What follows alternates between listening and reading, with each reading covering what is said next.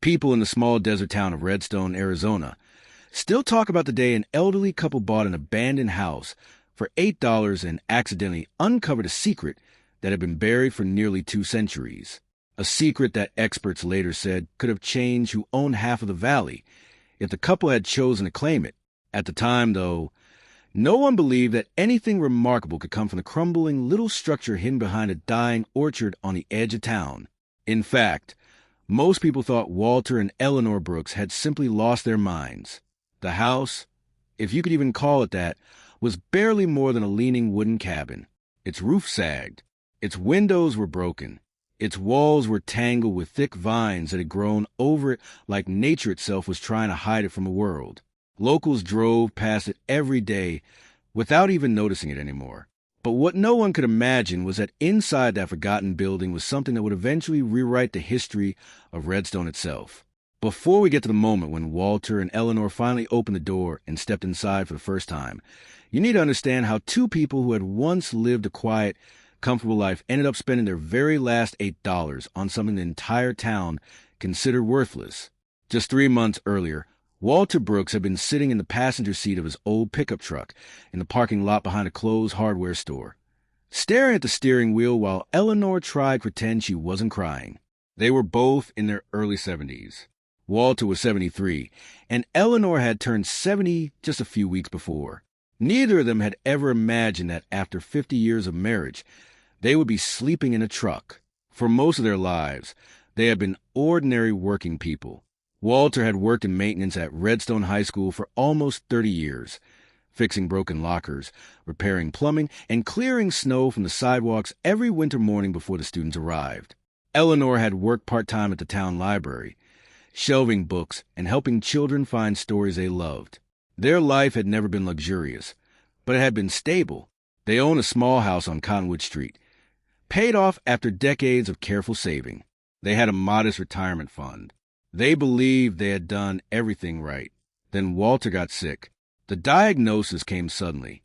It was an aggressive illness that required surgeries, hospital stays, and medications that their insurance only partially covered. Eleanor remembered the moment the doctor explained the treatment plan and the costs that would come with it. She had squeezed Walter's hand and told him they would figure it out together. And they did everything they could. They used their savings first. When that ran out, they refinanced their house. When that still wasn't enough, they sold the house entirely. Walter fought through months of treatments that left him weak and exhausted. But eventually, the doctors delivered good news. The illness was gone. Walter had survived, but the cost of that victory had taken everything they owned. Without the house, without savings, and with Walter too old to return to work, their situation slowly spiraled downward. The small apartment they rented became too expensive. Their bills piled up. Eventually, the landlord had no choice but to evict them. And just like that, a couple who had spent decades helping their community found themselves living out of a pickup truck with less than $10 to their name. On the morning that would change everything, Walter and Eleanor were driving slowly through the older part of Redstone when Eleanor noticed a group of cars parked along a dirt road near a farmhouse. A large banner hung between 2 trees. It read, "Estate sale. Everything must go." Walter almost kept driving, but Eleanor asked him to pull over. They didn't have money to buy anything, but sometimes just looking at other people's belongings felt strangely comforting, like stepping back into a normal life for a few minutes. The sale was crowded with bargain hunters digging through boxes of dishes, tools, and furniture scattered across the yard. Walter and Eleanor walked quietly between the tables, careful not to touch anything they couldn't afford. A cracked coffee mug cost $5. A rusty lamp was priced at $15. Even a box of old books was marked $10.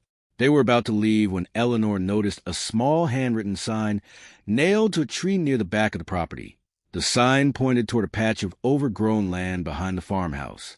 Curious, she followed the arrow, and Walter trailed behind her. That was when they saw it. The little cabin stood half hidden beneath layers of vines and weeds, so overgrown that it almost looked like part of the forest itself. Its door hung crooked on rusted hinges. The roof sagged dangerously in the middle. A faded board leaned against the wall with a message written in marker. It said, "Old structure, $10 or best offer." Walter laughed softly under his breath. "That thing's been abandoned for decades," he said. "Probably full of rats." But Eleanor didn't laugh. She stepped closer, studying the weathered wood, as if she were trying to see something beneath the decay. An estate worker noticed him and walked over, wiping his hands on his jeans. "You too interested in that old shack?" he asked. "Honestly, I was about to tear it down after the sale. If someone gives me $10, they can have it." Walter shook his head. "We don't have $10. The man shrugged. "Make me an offer." Eleanor slowly opened her purse and counted the money inside. $8. Every cent they had left in the world. She looked at Walter, and for a moment neither of them said anything. Finally, she spoke quietly. "We'll take it for $8. The worker blinked in surprise, but then shrugged again. "Deal. If you want it that bad, it's yours." A few nearby shoppers overheard the conversation and started laughing. Someone whispered, "Did they really just buy that pile of junk?" Another man chuckled and said, $8 is still too much. Walter felt the heat of embarrassment creep up his neck, but Eleanor simply accepted the handwritten receipt and the small rusty key the worker handed her. As they walked back to their truck, people were still shaking their heads and smiling at what they thought was the most ridiculous purchase they had ever seen. Walter sat behind the wheel, staring at the key resting in Eleanor's palm. "Ellie," he said quietly, "we just spent our last money on a building that might fall over in the next storm." Eleanor looked back toward the vines covering the tiny cabin in the distance. For a moment, the afternoon sunlight broke through the clouds and lit up the old wood in a strange golden glow. She didn't know why, but she felt something deep in her chest. The same quiet certainty she had felt the day she married Walter 50 years earlier. "I know," she said gently, "but I have a feeling about this place." Walter sighed, turning the key in the truck's ignition. "A feeling?" Eleanor smiled softly. "Yes," she said. "Let's go see our new home." Neither of them knew that beneath the warped floorboards of that forgotten cabin was something that had been waiting there for nearly 200 years. Something that would soon prove that sometimes the most unbelievable discoveries begin with nothing more than $8, and a decision everyone else thinks is foolish. Harold Whitaker and his wife Eleanor never imagined that their strange purchase of a crumbling abandoned house for just $8 would lead them to a secret hidden for generations. But the moment they stepped deeper into the dusty cellar beneath the property, they began to realize that the old home on Willow Creek Road was far more than a forgotten ruin. News of their purchase had already become the main topic of gossip across Maple Hollow. People at the diner shook their heads, convinced the elderly couple had wasted their last savings on a building that should have been torn down years ago. The house had been empty for nearly 3 decades. Its windows were shattered, vines wrapped around the porch posts, and the roof sagged under years of neglect. But Harold had spent his entire life fixing things others gave up on, and when he saw the old structure at the county auction, he believed it still had good bones. Eleanor trusted his instincts.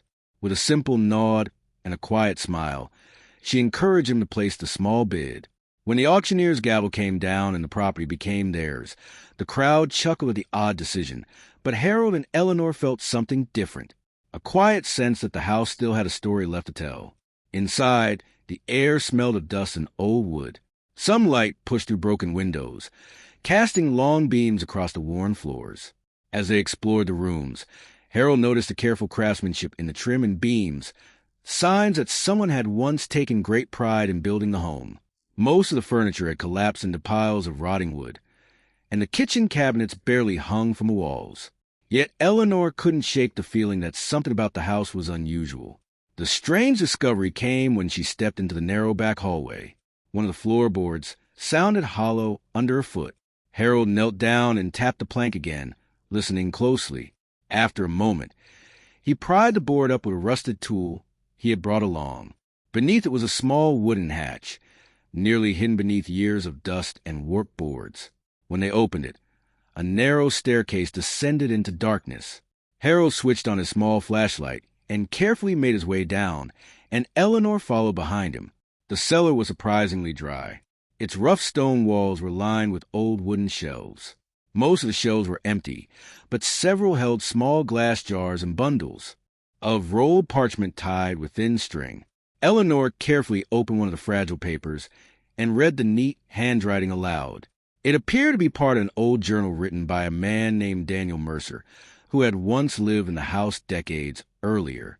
The entry spoke about inventions, secrecy, and a growing fear that others wanted to steal something he had created. As they searched through more pages, a particular line caught Harold's attention. "The truth lies where the cedar beam meets the north wall." Both of them turned toward the far side of the cellar, where a thick wooden beam supported the ceiling along the northern stone wall. Harold stepped closer and shone the flashlight along the stones. At first, nothing seemed unusual, but then he noticed a faint seam between two rocks behind the beam. He pressed against it gently, and one stone shifted.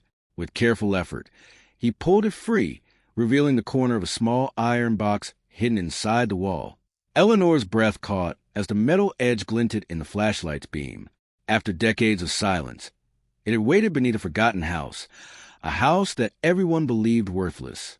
It seemed the Whitakers had just uncovered the first piece of a secret that Daniel Mercer had hidden long ago. As Harold carefully pulled a small iron box from a hidden space in the stone wall, both he and Eleanor stood silently for a moment, realizing they were likely the first people to touch it in decades. The metal lid was stiff with age, but after a few seconds of effort, it finally creaked open. Inside were several carefully wrapped bundles of documents, along with a few strange metal parts and sketches drawn on yellowed paper. Harold spread the papers across an old cellar shelf, while Eleanor held the flashlight steady. The drawings showed detailed designs of mechanical devices, small engines, tools, and systems that looked surprisingly advanced for the time they were drawn. As they read through the notes, the name Daniel Mercer appeared again and again, along with descriptions of inventions he had been developing in secret.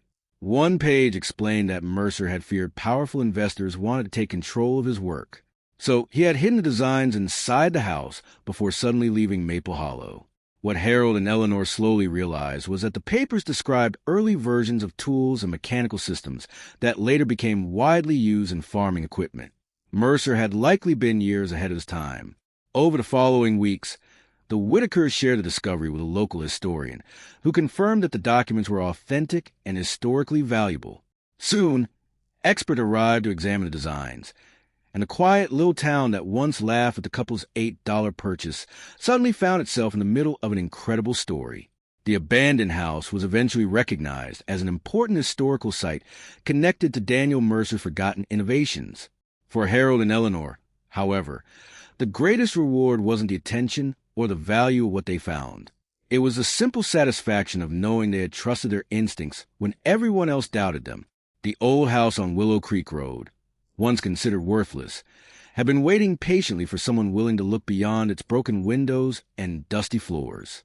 And in the end, the elderly couple who bought it for just $8 uncovered not just a hidden box in the cellar wall, but a lost piece of history that had been quietly waiting for the right people to find it. If this story touched you, share it with someone who needs a reminder that good things can come from the smallest decisions, and be sure to like and subscribe for more. One note, the script blends two versions of the same story, with different names and places in each half: Walter and Eleanor Brooks in Redstone versus Harold, and Eleanor Whitaker in Maple Hollow, plus Cottonwood Street versus Willow Creek Road, and the 8 Estate, Sale Cabin versus the County Auction, and Ictos Inconsistence Sexiclas Retentions Shanktum Wudrova Information. Ilsaurus or the corrupted extoit clear lie intended words, such as 10 or best offer, a rusty lamp, every cent, the small bid. He had hidden the designs and cellar wall.